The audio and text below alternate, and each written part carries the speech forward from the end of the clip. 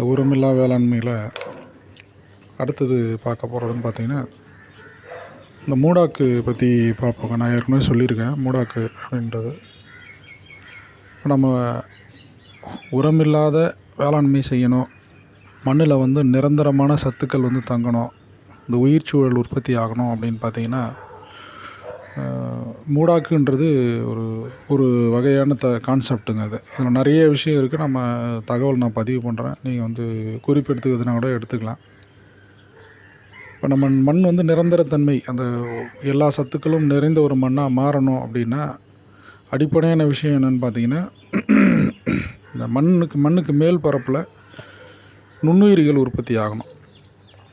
இந்த நுண்ணுயிர்கள் உற்பத்தி ஆகணும் அப்படின்னா அந்த நுண்ணுயிர்களுக்கான சூழல் உற்பத்தி ஆகணுங்க. அந்த நுண்ணுயிர்கான சூழல்னும் போது அதுக்கான தட்பவெப்பநிலை, இந்த கிளைமேட்டுன்னு சொல்லுவாங்க, மைக்ரோ கிளைமேட்டுன்னு சொல்லுவாங்க. அந்த உயிர் சூழல் உற்பத்திக்கான ஒரு தட்பவெப்பநிலை பார்த்திங்கன்னா மண்ணினுடைய மேல் பரப்பில் இருக்கணும்.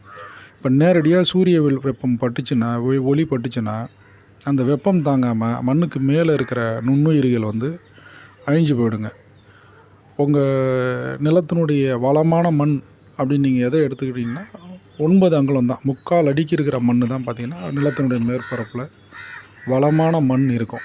அதுக்கு கீழே வந்து பார்த்திங்கன்னா நீங்கள் போடுற சத்துக்கள் வந்து கீழே இறங்கி போகாது, அதை தாண்டி போகாது. இந்த வளமான மண்ணுங்கிறது மேற்பரப்பில் இருக்கிறது 9 அங்குலம் தான்.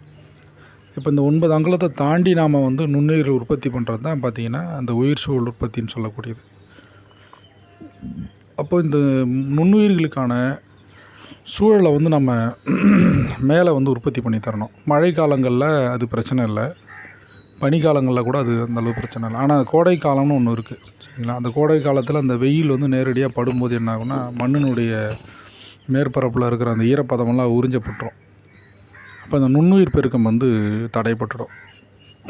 நம்ம இந்த உரமில்லாத வேளாண்மை செய்யணும் அப்படின்னா இந்த மூடாக்கு வந்து நிரந்தரமாக பயன்படுத்தணுமான்னு கேட்டால் இல்லைங்க. அதுக்கான மாற்று வழிகள்லாம் நம்ம சொல்கிறோம். அது மூடாக்கு வந்து பார்த்திங்கன்னா ஒரு குறிப்பிட்ட கால அளவுக்கு மட்டும் பயன்படுத்தினா நமக்கு போதும். இப்போ இந்த மூடாக்குன்ற விஷயம் பார்த்திங்கன்னா மண்ணுடைய வளமான மண்ணுங்கிறது 3/4 அடி நம்ம பார்த்தோம், 9 இன்ச் அளவு தான் இருக்கும்னு பார்த்தோம். இந்த மூடாக்கு எந்த அளவு பயன்படுத்தணும் பார்த்திங்கன்னா அதே அளவு மேலே பயன்படுத்தினா போதுங்க. குறைஞ்சது ஒரு 5 இன்ச்சிலேருந்து 9 அங்குலம் வரைக்கும் மண்ணுடைய மேல் பரப்பில் மூடாக்குன்றதை பயன்படுத்தினா போதும். மூடாக்குன்னா என்னென்னு பார்த்தீங்கன்னா மண்ணுடைய வந்து பார்த்திங்கன்னா நேரடியாக சூரிய வெப்பம் படாத அளவுக்கு மண்ணை மூடி வைக்கிறது தான் மூடாக்குன்றதுங்க. இப்போ இந்த மூடாக்கு வந்து பார்த்திங்கன்னா சுபாஷ் பாலேக்கர் நிறைய விஷயம் ஆராய்ச்சி பண்ணி சொல்லியிருப்பார். அதில் பார்த்திங்கன்னா உயிர் மூடாக்கு, தாழ்கூள மூடாக்கு அப்படின்றதெல்லாம் சொல்லியிருப்பார். இந்த உயிர் மூடாக்குன்றது பார்த்திங்கன்னா தாவரங்களை கொண்டே மண்ணினுடைய மேல் பரப்பில் வந்து சூரிய வெப்பம் படாத அளவுக்கு மூடி வைக்கிறது. அதாவது வருடம் முழுக்க என்ன பண்ணுவாங்க, பயிர் பண்ணிக்கிட்டே இருப்பாங்க. அதில் தான் பார்த்திங்கன்னா சுபாஷ் பாலேக்கர் ஐயாவோட இந்த 5 அடுக்கு விவசாய முறை வந்திருக்கும். அதில் பார்த்திங்கன்னா பெரிய மரம், அதுக்கு இடைப்பட்ட கேப்பில் வந்து பார்த்திங்கன்னா சின்ன மரம், அதுக்கு இடைப்பட்ட கேப்பில் புதர் செடி மாதிரி வளரக்கூடிய மரங்கள், அதுக்கு கீழே பார்த்திங்கன்னா செடி வகை தாவரம், அதுக்கு கீழே வந்து பார்த்திங்கன்னா புல் வகை தாவரம், படர் தாவரமெல்லாம் பண்ணியிருப்பார். இப்போ இந்த முறையில் நீங்கள் தொடர்ந்து விவசாயம் பண்ணிக்கிட்டே வந்தீங்கன்னா ஒரு கால இடைவெளிக்கு பிறகு நிரந்தரமாக என்னோட மண்ணுடைய மேல் பரப்பில் வெயில் படாத அளவுக்கு என்ன ஆகுன்னா அந்த தாவரங்கள்லாம் வளர்ந்து அந்த சூழலை வந்து நிலைநிறுத்திடும். இப்போ இது வந்து பார்த்திங்கன்னா உயிர் மூடாக்கு.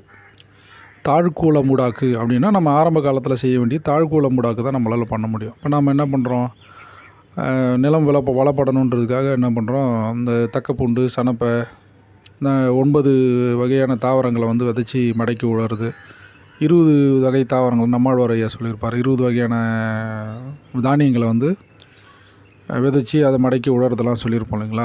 அப்போ இது எல்லாமே என்ன பண்ணுதுன்னு பார்த்திங்கன்னா அந்த 20 வகையான தாவரங்கள்லாம் பார்த்திங்கன்னா அதனுடைய ஒவ்வொரு தாவரத்துக்கு இருக்கிற ஒவ்வொரு சத்து, வேரில் நிலைநிறுத்தியிருக்க சத்தெல்லாம் என்னாகும், மடக்கி உழும்போது மண்ணுடைய மேலே வந்து படிஞ்சிடும். அப்படி அந்த மண்ணுடைய மேல் பரப்பில் என்ன ஆகுன்னா இது மேலே படிஞ்சு அதுக்கான ஒரு உயிர் சூழலை உண்டு பண்ணி கொடுக்கும். இருந்தாலும் அதில் நம்ம வெயில் நேரடியாக படும்போது என்ன ஆகும்னா நுண்ணுயிர்களை வந்து மண்ணுக்கு மேலே வந்து வளரக்கூடிய தன்மையை வந்து கம்மியாகிடுங்க. அந்த மைக்ரோ கிளைமேட்டுன்னு சொல்லக்கூடிய தன்மை வந்து நேரடியாக வெயில் படும்போது உற்பத்தி ஆகாது. இப்போ இதில் ஒரு கவனிக்க வேண்டிய விஷயம் என்னென்னு பார்த்தீங்கன்னா இந்த முறைகளெல்லாம் என்ன பண்ணுறாங்க, வெளிநாடுகளில் ஆராய்ச்சி பண்ணிகிட்டு இருக்காங்க. நம்ம வந்து விவசாயத்துறையில் நாம் எதுவுமே வந்து பார்த்திங்கன்னா எல்லாமே வேளாண் துறையையும் இந்த மாதிரி இருக்கிற தொழிற்சாலைகளையும் வந்து நம்பி முழுக்க முழுக்க நம்மளுடைய அறிவை வந்து இழந்துட்டோம். ஆனால் வளர்ந்த நாடுகளில் இருக்கக்கூடியவங்கலாம் பார்த்திங்கன்னா ஒவ்வொரு தனிநபரும் வந்து இதை ஆராய்ச்சி பண்ணுறாங்க. ஒவ்வொரு தனிநபரும் பார்த்திங்கன்னா வெளிநாடுகளெல்லாம் பார்த்திங்கன்னா ஒவ்வொரு தனிநபரும் மண்ணுக்கு மேற்பரப்பில் எப்படிலாம் இருக்கணும், இந்த மண்ணை மூடணும்னா மல்ச்சிங் அப்படின்னு சொல்லக்கூடிய அந்த மூடாக்கை எப்படிலாம் இருக்கணும், என்னென்ன வகையான பொருட்களெல்லாம் பயன்படுத்தணும்னு அவன் வந்து ஆராய்ச்சி பண்ணுறான். தனித்தனியாக ஆராய்ச்சி பண்ணி மண்ணுக்கு மேலே என்னென்ன பொருட்கள்லாம் போடணும். அந்த தாழ்கூள மூடாக்குன்னு சொன்னோம் பார்த்திங்கன்னா, அந்த தாழ்கூள மூடாக்கில் நமக்கு சொல்லப்பட்டது, நமக்கு தெரிஞ்சது என்னென்னு பார்த்திங்கன்னா, காய்ந்த இலை சரகுகளை மட்டும்தான் நம்ம வந்து பயன்படுத்திகிட்ருக்கோம். பல வகையான தாவரங்கள்லேருந்து இலை தழையெல்லாம் கழித்து கொண்டு வந்து மண்ணுக்கு மேல் பரப்பில் என்ன பண்ணுறது, போர்வையாக மூடிடுறது. இது மட்டும்தான் நம்ம பண்ணிகிட்டு இருந்தோம். ஆனால் வெளிநாடுகள் என்ன பண்ணுறாங்க, இயற்கையான பொருட்கள் எல்லாத்தையுமே பயன்படுத்துகிறான். அவனுக்கு கிடைக்கக்கூடிய எல்லா கழிவுகளும் இயற்கையாக மண்ணில் எந்த பொருள்லாம் மக்குமோ அந்த பொருளை ஃபுல்லாக பயன்படுத்துகிறான். நமக்கு சொல்லப்பட்டு தாழ்கூள மூடாக்குன்னா காய்ந்த இலை சரகுகள், இல்லைன்னா பசுந்தாள்களில் செடிகள் என்ன பண்ணுவோம், மரங்களில் இருக்க கிளைகள்லாம் கொண்டு வந்து வெட்டி அதுக்கு மேலே வந்து நம்ம உரமாக மூடாக்காக பயன்படுத்துவோம். ஆனால் வெளிநாடுகளில் என்ன பண்ணுறான், பேப்பர் இருக்குது பார்த்திங்களா, அந்த பேப்பரை பயன்படுத்துகிறான். நம்மக்கிட்ட இருக்க பேப்பரை வந்து வேஸ்ட்டு பேப்பரெல்லாம் என்ன பண்ணுறான், அந்த ஸ்மாஷிங்னு சொல்லக்கூடிய பேப்பரெல்லாம் பார்த்திங்கன்னா உடச்சிரும், துண்டு துண்டாக்கும். அந்த மாதிரி துண்டாக்கி அதை கொண்டு வந்து கொட்டி என்ன பண்ணுறான், மேலே வந்து மூடாக்கு பயன்படுத்துகிறாங்க. அதற்கு பிறகு என்ன பண்ணுறான்னா, இந்த அட்டை பெட்டிகள்லாம் இருக்குது பாருங்கள், அந்த அட்டை பெட்டிகளை என்ன பண்ணுறாங்க, பொடி பொடியாக்கி தூள் தூளாக்கி அதை என்ன பண்ணுறாங்க, ஸ்மாஷ் பண்ணி கொண்டு வந்து எடுத்துகிட்டு வந்து அதை மூடாக்காக பயன்படுத்துகிறான். அடுத்தது என்ன பண்ணுறான், அந்த நம்ம மரம் இழைப்புகள் இருக்குது பாருங்கள், மரமெல்லாம் இழைப்பாங்கன்னா மரவாடின்னு சொல்லுவோம் பார்த்திங்கன்னா, அந்த மரம் இழைப்பகத்தில் போயிட்டு மரத்தூள், அந்த மரத்தூளை கொண்டு வந்து கொட்டி மண்ணை வந்து மூடுறான். அதற்கு பிறகு பார்த்திங்கன்னா அந்த மர இழைப்பகத்தில் சிப்ஸுன்னு சொல்லுவோம், வுட்டு சிப்ஸுன்னு சொல்லுவோம். இந்த மரம் வந்து பார்த்திங்கன்னா செதிலாக விழுவும், சின்ன சின்ன பட்டையெல்லாம் செதிலாக மரம் இழைக்கிற இடத்துல விழுவும், அதை கொண்டு வந்து கொட்டுறான். அதுக்கு பிறகு இந்த தானியங்கள்லாம் உடைக்கிற இடத்துல தோல் கிடைக்கும், அது கொண்டு வந்து கொட்டுறான். தென்னை மட்டை இருக்குது பார்த்திங்களா, தேங்காய் உடைக்கிற மட்டை, அந்த மட்டை மேலே உரிக்கிற மட்டையை கொண்டு வந்து அதையெல்லாம் கொட்டி கவர் பண்ணுறான். இப்போ இந்த மாதிரி அந்த மாதிரி இன்னொன்று பார்த்திங்கன்னா, அந்த இலை தழை இந்த சின்ன சின்ன குச்சிகள்லாம் இருக்குது பாருங்கள், சின்ன சின்ன விறகு, சின்ன சின்ன செடிகளுடைய குச்சிகள், இதையெல்லாம் கொண்டு வந்து என்ன பண்ணுறான், கொட்டி மூடாக்காக பயன்படுத்துகிறான். இப்போ இவ்வளோ விஷயம் இருக்குது. நாம் பயன்படுத்துகிறது பார்த்திங்கன்னா இலை தழைகள் மட்டும்தான் பயன்படுத்திகிட்டு இருந்தோம். இப்போ வெளிநாடுகள்லாம் பார்த்திங்கன்னா ஆராய்ச்சி பண்ணி மண்ணை வந்து மேலே மூடணும் அப்படின்னு சொல்லிட்டு இவ்வளோ தாவரங்கள் வந்து பயன்படுத்துகிறாங்க, இவ்வளோ விஷயங்களை வந்து பயன்படுத்துகிறாங்க, இவ்வளோ வழிகளில் பயன்படுத்தி மண்ணை மூடணும்னு சொல்லி ஏதாவது ஒரு வழியை வந்து பயன்படுத்திக்கிட்டே இருக்கான். சரிங்க, ஏன் மண்ணை மூடணும்னு நம்ம வந்து பார்த்துட்டோம். மண்ணுக்கு மேலே வந்து பார்த்திங்கன்னா நுண்ணுயிர்கள் வளர்கிறதுக்கு ஒரு அந்த உயிர் சூழல், அந்த அதுக்கு ஏற்ற மாதிரி அந்த மைக்ரோ கிளைமேட்டுன்னு சொல்லக்கூடிய மிதமான தட்பவெப்பநிலை உற்பத்தி ஆனால் தான் மண்ணுக்கு மேலே இந்த நுண்ணுயிர்கள் உற்பத்தி ஆகும். நுண்ணுயிர்கள் உற்பத்தி ஆனால் தான் மண் வந்து இயற்கையாக வளப்படும். மண்ணில் இயற்கையில் இருக்க எல்லா சத்துக்களும் வந்து பார்த்திங்கன்னா மண்ணுக்கு கிடைக்கும். முதல்ல இயற்கையில் இருக்க எல்லா சத்தையும் பார்த்திங்கன்னா அந்த நுண்ணுயிர்கள் வளர்ந்து மண்ணுக்கு கொடுக்கணுன்னா ஒரு கால இடைவெளியில் என்ன ஆகும்னா மண் வந்து மேலே மேலே மேலே வளமாக மாறிட்டு மண்ணோடைய அந்த பௌதிகத்தன்மைன்னு சொல்லுவாங்க, அந்த பௌதிகத்தன்மை மண்ணோடது முழுவதுமாக மாறி 100% என்ன பண்ணோம், வளமான மண்ணாக மாறுற வரைக்குமாவது நம்ம குறைஞ்சது இந்த மூடாக்கு வந்து பயன்படுத்தி ஆனுங்க. இந்த மூடாக்கு பயன்படுத்தும் போது மண் என்ன பண்ணோம், பகலில் வந்து அந்த இயற்கையில் இருக்கிற எல்லா சத்துக்களும் இழுத்து வச்சுக்கும். இந்த இழுத்து வைக்கிற சத்து என்னன்னா, எப்படி பகலில் வந்து சூரியன்லேருந்து வெப்பம் பூமி மேலே பட்டு இரவில் பூமியிலேருந்து வெப்பம் வெளிப்படுதோ, அது மாதிரி பகல் முழுக்க இந்த நுண்ணுயிர்களும் தாவரங்களும் என்ன பண்ணும், சத்துக்களை இழுக்கும். நீங்கள் மேலே மூடாக்கு பயன்படுத்தாமல் போயிட்டா என்ன ஆகும் அப்படின்னு பார்த்தீங்கன்னா, மூடாக்கு பயன்படுத்தாமல் போயிட்டோம் அப்படின்னா வெப்பம் வந்து வெளியேறும்போது இந்த தாவரங்கள் இழுத்து வைத்த சத்துக்கள் இருக்குது பார்த்திங்களா, இந்த தாவரங்களும் மேலே இருக்கிற நுண்ணுயிர்களும் இழுத்து வச்ச சத்தும் என்ன பண்ணுவோம், இரவு நேரத்தில் வெப்பம் வெளியேறும்போது வெளியே போயிடும். அதுக்காக தான் என்ன பண்ணுறோம், நம்ம வந்து இதை மூடி வைக்கிறோம். இப்போ பகல் முழுக்க நம்ம மூடி ஒரு பாத்திரத்தில், தண்ணி இருக்க பாத்திரத்தில் வச்சா தட்டு மேலே வந்து இந்த நீர்த்துளிகளாக இருக்கும் பார்த்திங்களா, ஆவியாகி நீர்த்துளிகளாக இருக்கும் பார்த்திங்களா, அது மாதிரி போகும்போது இதில் இருக்க மண்ணுக்குள்ளே இருக்க சத்துக்கள்லாம் என்னென்னா வெளியில் போயிடும். அதனால தான் என்ன பண்ணுறோம், இந்த கவர் கிராப்ஸ்னு சொல்லக்கூடிய மூடாக்கை போட்டு ஒரு குறிப்பிட்ட காலத்துக்கு பயன்படுத்துங்க. மூடாக்கு வந்து நிரந்தரமாக பயன்படுத்தணுமான்னு கேட்டால் கிடையாது. மூடாக்கு வந்து ஒரு குறிப்பிட்ட காலம் மண் வந்து நம்மளுடைய மண் வளமாக மாறிடுச்சு, 100% வளமாக மாறுற வரைக்கும் ஒரு குறிப்பிட்ட கால அளவு வரைக்கும் பயன்படுத்தினா நமக்கு மூடாக்கு பயன்படுத்தினா போதும். அது வரைக்கும் பயன்படுத்திட்டு அதற்கு பிறகு நம்ம வந்து அதுக்கான மாற்று வழிகள் இருக்குதுன்னு அடுத்தடுத்த பதிவுகளில் சொல்கிறேன். நிரந்தரமாக பயன்படுத்தணுமான்னு இல்லை. அதே போல் நம்மளும் வந்து என்ன பண்ணுறோன்னா, நம்ம ஒரே பயிரை வந்து நம்ம மனசில் வச்சுக்கிட்டு அதை வச்சு மட்டுமே நாம் வந்து விவசாயம் பண்ணணும்னு நினைக்கிறோம். இப்போ அது ஒரு பிரச்சனையாக இருக்குது. நிறைய பேர் என்னென்னா, மாற்று பயிர்கள்லாம் பண்ணும்போது இது பண்ண முடியுமா அப்படின்னு கேட்குறாங்க. இப்போ நெல் பயிரில் மூடாக்கு பண்ண முடியாது. நெல்லில் வந்து பார்த்திங்கன்னா மூடாக்கு போடுறது சாத்தியமில்லாத ஒரு விஷயம். ஏன்னா தண்ணி நின்றுக்கிட்டே இருக்கணும். அப்படின்னும்போது நெல் பயிரில் மூடாக்கு போட முடியாதுன்னு நம்மளுடைய மனசில் நெல் பயிர் மட்டும்தான் இருக்குது. அதை மட்டும் நம்ம மனசில் வச்சுக்கிட்டு யோசிக்கும்போது பார்த்திங்கன்னா மூடாக்கு சாத்தியம் இல்லை. அப்போ மண்ணை வளப்படுத்தணுன்னும் போது மாற்று பயிர் பண்ணணும். நாம் என்ன நினச்சிக்கிட்டு நெல்லுக்குள்ளேயே பண்ண முடியுமா, மாற்று பயிர் பண்ணணும். மாற்று பயிர் பண்ணிக்கிட்டே இருந்தாலே உங்கள் மண்ணில் வந்து பார்த்திங்கன்னா அந்த மேல் மண் வந்து பார்த்திங்கன்னா மாறிக்கிட்டே இருக்கும். அதுவே நீங்கள் பார்க்கலாம். வேளாண் துறையில் என்ன சொல்லுவாங்கன்னா, ஒரே பயிர் தொடர்ந்து பண்ணாதீங்க, மண்ணுடைய தன்மை மாறும் அப்படின்வாங்க. அப்போ மாற்று பயிர் மாறி மாறி பண்ணோன்னா மண்ணுடைய மேலே இருக்க சூழலே மாறும். இப்போ இது மாதிரி நம்ம தொடர்ந்து பண்ணாதான் மண்ணை வந்து வளப்படுத்த முடியும். உரம் இல்லாமல் நம்ம விவசாயம் பண்ணுறதுக்கான மண்ணை நாம் கொண்டு போக முடியும். அப்போ குறிப்பிட்ட காலத்துக்கு நீங்கள் மூடாக்கு பயன்படுத்தி உங்கள் மண் வளமாக மாறிடுச்சு அப்படின்னும் போது நீங்கள் பயிர் பண்ணுற மெத்தடையும் மாற்றிக்கலாம். அதில் வந்து பார்த்திங்கன்னா பயிர் பண்ணுற முறையவே மாற்றிக்கலாம். அந்த முறையை நீங்கள் மாற்றும் போது என்ன ஆகுனா, உங்கள் மண்ணுக்கு மேலே இருக்கிற உயிர் சூழல் அப்படியே மெயின்டைன் ஆகும்.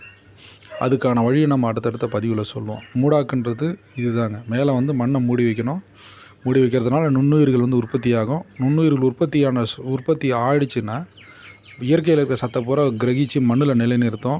மண்ணில் நிலைநிறுத்தும் போது என்ன பண்ணால் நம்ம பண்ணக்கூடிய தாவரங்களும் அதிகமான விளைச்சலை கொடுக்கும். நம்ம மண்ணும் வந்து வளமான மண்ணாக மாறும். இதனால் என்ன ஆகும்னா, உங்களுக்கு நீரினுடைய தேவையே மண்ணில் குறையும். எப்போவுமே பார்த்திங்கன்னா மண்ணில் இருக்க அந்த ஹியூமஸ் கண்டென்ட்னு சொல்லக்கூடிய மட்கு பொருள் நிலைநிறுத்தப்படும். மண்ணில் தட்பவெப்பம் வந்து சீராக இருக்கும். நீங்கள் வெளியில் எவ்வளோ வேணால் வெப்பம் இருக்கலாம். ஆனால் இந்த மூடாக்கெல்லாம் போட்டதுக்கப்புறம் உள்ளே வந்து டெம்பரேச்சர் செக் பண்ணி பார்த்திங்கன்னா குறைந்தது ஒரு 5 டிகிரி அளவுக்கு உங்களுக்கு வேறுபாடு இருக்கும். மண்ணில் வந்து அவ்வளோ குளிர்ச்சி இருக்கும். இந்த குளிர்ச்சி இருந்துச்சுனாலே நுண்ணுயிர்கள் எல்லாமே வந்து நாம் வந்து மண்ணை வந்து வளப்படுத்த ஆரம்பிச்சிடும். நம்ம உழவு பண்ணுறது இல்லை. நாம் உழவு பண்ணி மண்ணை மாற்ற முடியாது, இவ்வளோ தூரம் நம்ம பண்ண முடியாது அப்படின்றது தான் நம்ம என்ன பண்ணோம், நுண்ணுயிர்களை வந்து நம்ம மண்ணுக்கு வந்து உழவர்களாக மாற்றுறோம்.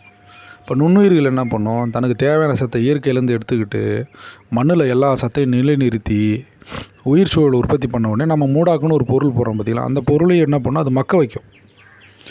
சரிங்களா? அப்போ மக்க வைக்கும்போது நுண்ணுயிர்கள் மட்டும் இல்லாமல் இதர ஜீவராசிகள், சின்ன சின்ன ஜீவராசிகள், பூச்சிகள்லேருந்து மண்புழுக்கள்லேருந்து எல்லாமே என்ன மண்ணுக்குள்ளேருந்து அதிகமாக மேலே வர ஆரம்பிச்சிடும். இவங்க எல்லாம் சேர்ந்து உழவர்களாக மாறி நம்மளோட நிலத்தில் என்ன பண்ணுவாங்க, மூடாக்கு போட்டிருக்கிறதுனால மண்ணை வளப்படுத்துகிற வேலையை அவங்க செய்ய ஆரம்பிச்சிருவாங்க. சரிங்களா? மூடாக்குனுடைய நோக்கம் இதுதான்.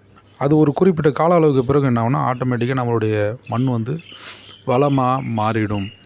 அதற்கு பிறகு நாம் உரமே போட தேவையில்லை. முழுக்க முழுக்க விவசாயம் பண்ணி நேரடியாக வந்து பார்த்திங்கன்னா விதைக்கிறது அறுவடைங்கிற கோட்பாட்டுக்கு நம்ம நிலத்தை கொண்டு வந்துடலாம். குறைஞ்சது ஒரு 4 டிகிரி அளவுக்கு வந்து பார்த்திங்கன்னா மூடாக்கு பயன்படுத்தும் போது நம்மளுடைய மண்ணின் மேற்பரப்பில் பார்த்திங்கன்னா அடிக்கிற வெயிலுக்கும் மண்ணுடைய மேற்பரப்புலையும் பார்த்திங்கன்னா அந்த தட்பவெப்பம் வந்து பார்த்திங்கன்னா வித்தியாசம் இருக்கும். சரிங்களா? இது வந்து மூடாக்கு பற்றி தெரிஞ்சுக்கோங்க. இந்த தகவலாம் தெரிஞ்சுக்கிட்டால் தான் நம்ம அடுத்தடுத்து என்ன பண்ண போகிறோம் அப்படின்றது கட்டாயமாக தெரியும். புதுசாக பார்க்குறவங்க இந்த தகவலை வந்து நம்ம ஏற்கனவே சொன்னது தான், நம்ம கொடுக்குறதெல்லாம் தகவல். இந்த தகவலை நீங்கள் தெரிஞ்சுக்கிட்டிங்கன்னா விவசாயம் வந்து ரொம்ப ரொம்ப எளிமையாகிடும். அதனால் முடிஞ்ச வரைக்கும் இந்த தகவல் வந்து எல்லாருக்கும் போயிட்டு சேர்கிற அளவுக்கு பண்ணுங்கள். ஃபார்வர்ட் பண்ணி இதை தெரிஞ்சுக்க வைங்க. விவசாயிகள் தான் இதை முதல்ல நம்ம தெரிஞ்சுக்கணும். ஒரு சராசரியாக இருக்கிறவங்களும் இதை தெரிஞ்சுக்கிட்டால் தான் விவசாயம்னா இதுதான் அப்படின்றத நம்ம எல்லாருக்கும் தெரிஞ்சுக்க முடியும். தெரிஞ்சுக்கிட்டால் தான் நம்ம வந்து அதை சாத்தியப்படுத்த முடியும். அப்போ இது முடிஞ்ச வரைக்கும் எல்லாருக்கும் கொண்டு போய் சேருங்க. நம்ம அடுத்தடுத்த பதிவுகளில் எப்படி வந்து மூடாக்கு இல்லாமல் அந்த மண் வளமாக மாறிடுச்சுன்னா அதற்கு பிறகு எப்படி நம்ம அந்த சூழலை மெயின்டைன் பண்ணுற மாதிரி விவசாயம் பண்ணுறதுன்றது நம்ம அடுத்தடுத்து பார்த்திங்கன்னா எப்படி என்னென்ன பயிர்கள் பண்ணணும், என்னென்ன மாதிரி விவசாயம் பண்ணி நம்ம அந்த உயிர் சூழலை மெயின்டைன் பண்ணணுன்றதெல்லாம் நம்ம வந்து அட்டவணையாகவே கொடுத்துட்றோம். அந்த அட்டவணைப்படி நீங்கள் பண்ணிக்கிட்டே வந்தீங்கன்னா வருடம் முழுக்க உங்கள் நிலத்தில் வந்து பார்த்திங்கன்னா இந்த மேல் மண் பார்த்திங்கன்னா உயிர் சூழல் அப்படியே மெயின்டைன் ஆகும். உங்களுக்கு வந்து எந்த ஒரு பாதிப்பும் மண்ணுக்கு வந்து ஏற்படாது. மண்ணில் இருக்க நுண்ணுயிர்கள்லாம் வந்து பார்த்திங்கன்னா அப்படியே மெயின்டைன் ஆகும். எந்த ஒரு பிரச்சனையும் வராது. சரிங்களா? அப்போ இந்த மூடாக்குன்றதுனுடைய கான்செப்ட் இதுதான். நம்ம அடுத்தடுத்து பதிவுகளை பார்ப்போம். பதிவு நீளமாக போடும்போது ஒரு சிலர் கேட்குறாங்க, பதிவு வந்து குறைச்சி போடுங்க அப்படின்னு சொல்லி கேட்குறாங்க. அதில் வந்து இந்த பதிவு இதோட முடிச்சுக்கலாம். அடுத்தடுத்து பதிவுகளை பார்ப்போம். புதுசாக வர்றவங்க சப்ஸ்கிரைப் பண்ணிக்கோங்க. அடுத்தடுத்த பதிவுகள் உங்களுக்கு தொடர்ந்து கிடச்சிக்கிட்டே இருக்கும். மற்றவங்களுக்கு இதை வந்து ஃபார்வர்ட் பண்ணுங்கள். நன்றி.